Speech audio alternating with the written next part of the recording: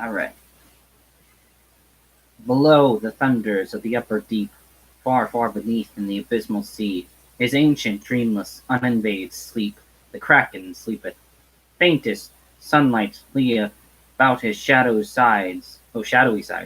Above him swell huge sponges of millennial growth and height, and far away into the sickly light, from many a wondrous grot and secret cell, unnumbered and enormous polypi, winnow with giant fins, the slumbering green, there hath he lain for ages, and will lie, battening upon huge sea worms in his sleep, until the later fire shall heat the deep. Then once by man and angels to be seen, and roaring he shall rise, and on the surface die. So this is a poem I Alfred Lord Tennyson called the Kraken, and I'm just gonna read a few poems of Alfred Lord Tennyson. So yeah, next one called Marina. Marina, yeah, Marina. Oh, Marina in the moated Grange, measure for measure. With blackest moss the flower pots were thickly crusted one and all. The rusted nails fell from the knots that held the pair to the gable wall. The broken sheds looked sad and strange, and lifted was the clinking latch, weeded and worn the ancient thatch upon the lonely moated grange. She only said, "My life is dreary, he cometh not," she said. She said, "I am a weary, I would that I were dead." Her tears fell with the dews at even, her tears till ere the dews were dried. She could not look on the sweet heaven, either at morn or eventide. After the flitting of the bats, when thickest dark did trance the sky, she drew her casement curtain by, and glanced athwart the glooming flats. She only said, "The night is dreary, he cometh not," she said, "I am a weary, I would that I were dead." Upon the middle of the night, waking she heard the night fowl crow, the cock sung out an hour airy light. From the dark fen the oxen's low came to her without hope of change. In sleep she seemed to walk forlorn, till cold winds woke the grey-eyed morn. About the lonely moated grange she only would that I were dead. About a stone cast from the wall a sluice with blackened water slept, and over it many round and small the clustered marish mosses crept. Hard by a poplar shook away, all silver green with gnarled bark. For leagues no other tree did mark the level waste, the round and grey. She only said, "My life is dreary, he cometh not," she said, "I am a weary, I would that I were dead."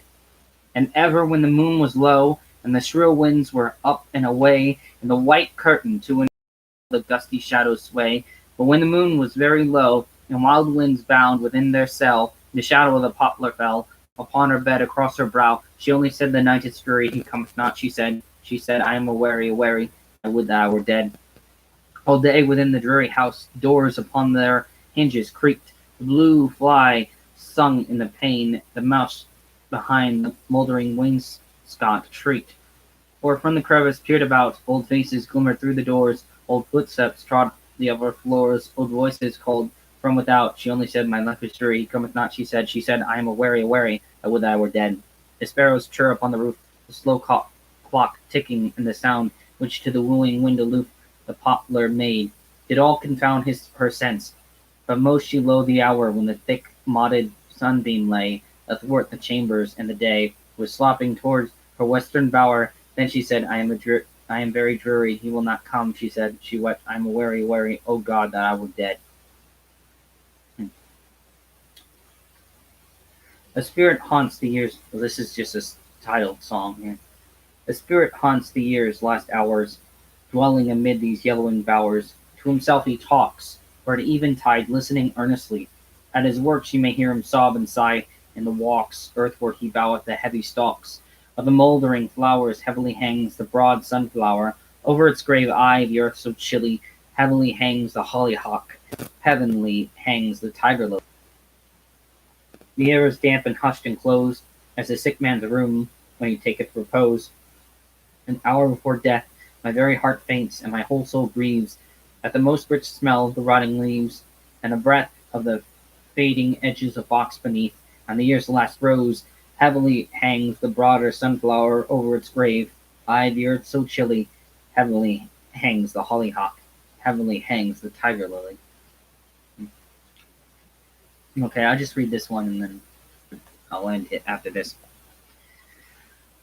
The poet in a golden clime was born, with golden stars above, dowered with the hate of hate, the scorn of scorn, the love of love. He saw through life and death, through good and ill. He saw through his own soul the marvel of the everlasting will. An open scroll before him lay, with echoing feet he threaded the secretest walks of fame. Viewless arrows of his thoughts were headed, and winged with flame, like Indian reeds blown from his silver tongue, and of so fierce a flight, from Calpe unto Caucasus they sung, filling with light, and vagrant melodies the winds which bore, then earthward till they lit. Then like the arrow seeds of the field flower, the fruitful wit, cleaving took root, and springing forth anew, wherever they fell, behold, like to the mother plant in semblance grew, a flower all gold, and brightly furnished all abroad to fling the wing shafts of truth, to throng with stately blooms of breathing spring, of hope and youth. So many minds did gird their orbs with beams, the one did fling the fire, heaven flowed upon the soul in many dreams of high desire. Thus truth was multiplied on truth, the world, like one great garden, showed, and through the wreaths of floating dark upcurled, rare sunrise flowed. And freedom reared in that August sunrise her beautiful, bold brow, when rites and forms before his burning eyes melted like snow.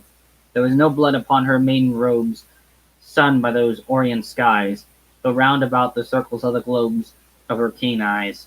And in her raiment hem was traced in flame wisdom, a name to shake all evil dreams of power, a sacred name, and when she spake, her words did gather thunder as they ran, and as the lightning to the thunder which follows it, riving the spirit of man, making earth wonder, so was their meaning to her words, no sword of wrath her right arm whirled, but one poor poet's scroll, and with his words she shook the world.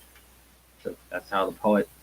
And yeah, see you guys later. Yeah, bye.